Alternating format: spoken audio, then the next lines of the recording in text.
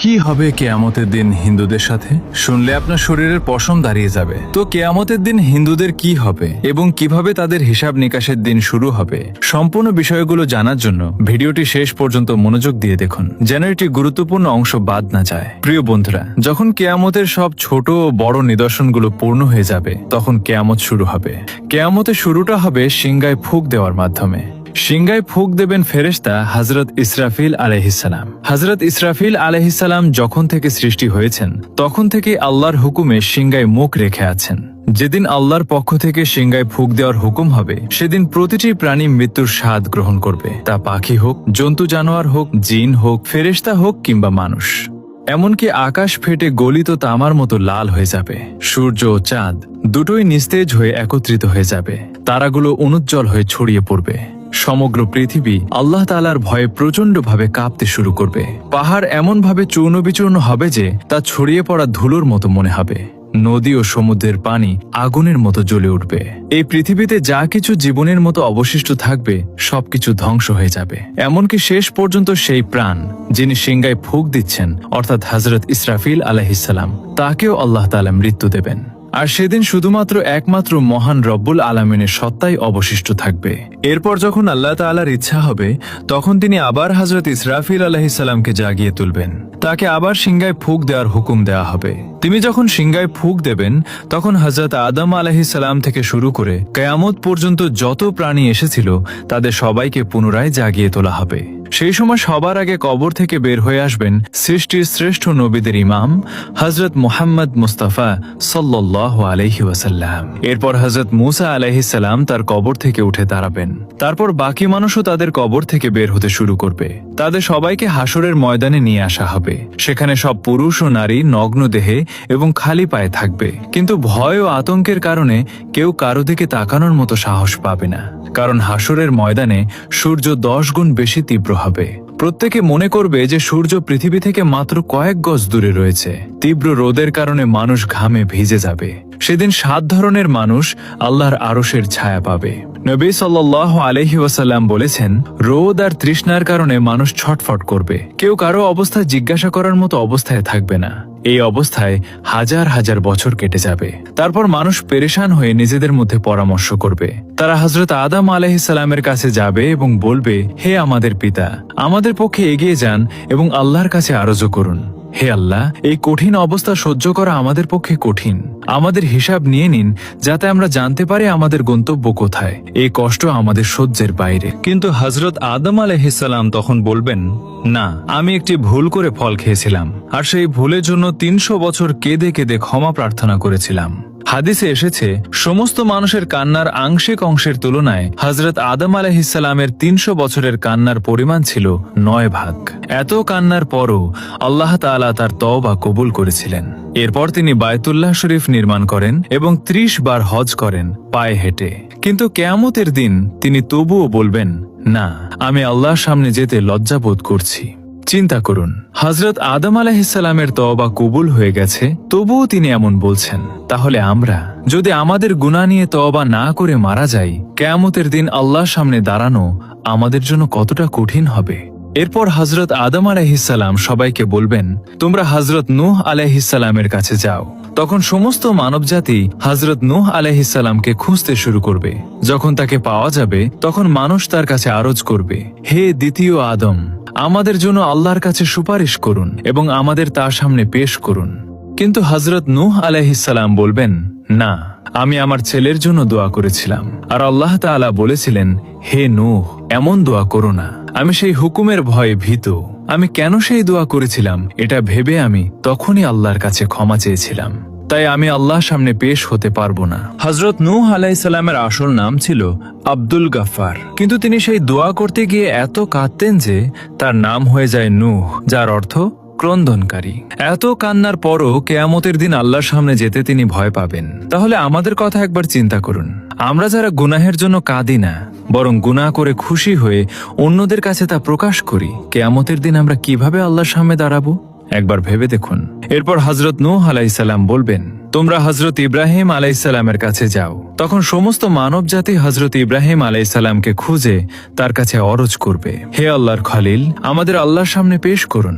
কিন্তু তিনি বলবেন, না, আজ আমি আল্লাহর কাছে যেতে ভয় পাচ্ছি, কারণ আমার জীবনে 3টি ঘটনা ঘটেছিল যা মাসলেহাতের জন্য হলেও সত্যের বিপরীত ছিল। প্রথম ঘটনা হলো, তার কম তাকে কোথাও নিয়ে যেতে চেয়েছিল, কিন্তু তিনি বলেছিলেন, আমি অসুস্থ। আসলে তাদের সাথে যাওয়া তার কাছে আধ্যাত্মিক অসুস্থতার মতো ছিল, তাই তিনি তাদের কাছে অজুহাত দেখিয়েছিলেন। কোরআনে আল্লাহ বলেছেন, তিনি বলেছিলেন, আমি অসুস্থ। এখানে তিনি অসুস্থতার অজুহাত দেখিয়েছিলেন, যা সত্যের বিপরীত ছিল। তাই তিনি বলবেন, আমি আল্লাহর সামনে যেতে লজ্জা বোধ করছি। দ্বিতীয় ঘটনা ছিল, তিনি তার স্ত্রী হযরত সারা রাদিয়াল্লাহু আনহাকে নিয়ে মিশরের দিকে যাচ্ছিলেন।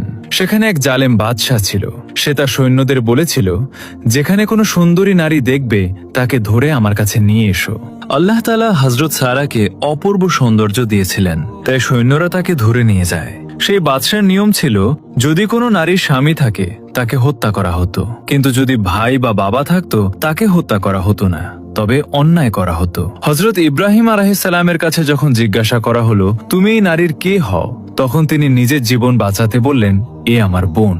আল্লাহ তাআলা বলেছেন, ঈমানদাররা ভাই ভাই, তাই ঈমানের দিক থেকে হযরত সারাকে তিনি বোন বলেছিলেন। এটি শরীয়তের দৃষ্টিকোণ থেকে জায়েজ ছিল, কারণ জীবন বাঁচানোর জন্য হারামও হালাল হয়ে যায়। তবুও তিনি এই কথার জন্য লজ্জাবোধ করেছিলেন।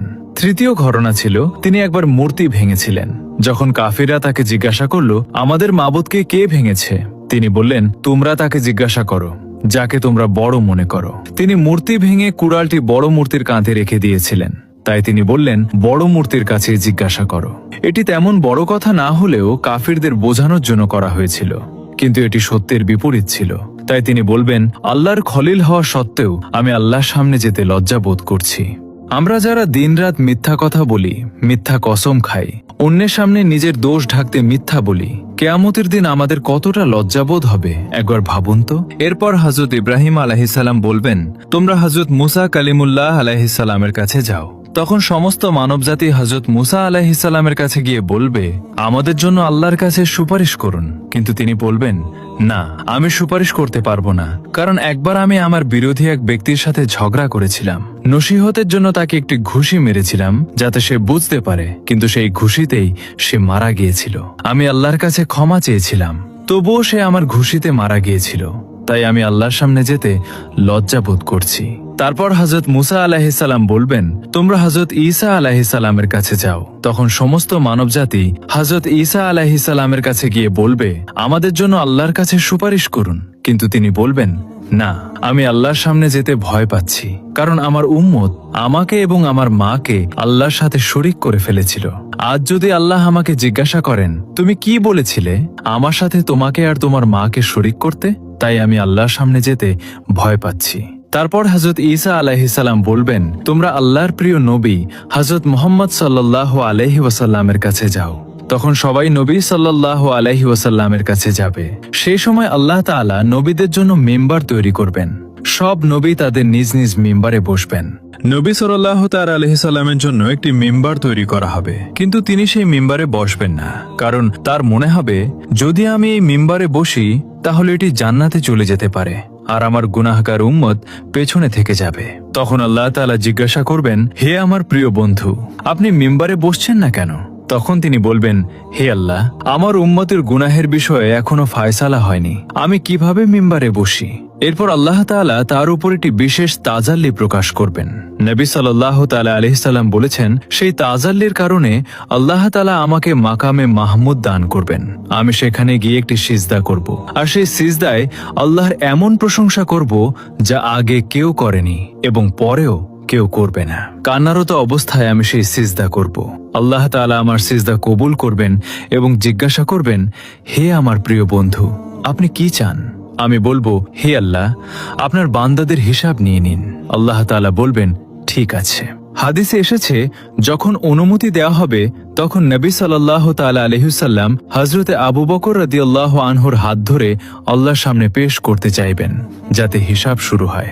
এটি শুনে হযরতে আবু বকর রাদিয়াল্লাহু আনহুর চোখে পানি এসে যাবে। তিনি বলবেন, হে আল্লাহর নবী সাল্লাল্লাহু আলাইহি ওয়াসাল্লাম, আমি জীবনের শেষ সময়ে মুসলিম হয়েছিলাম।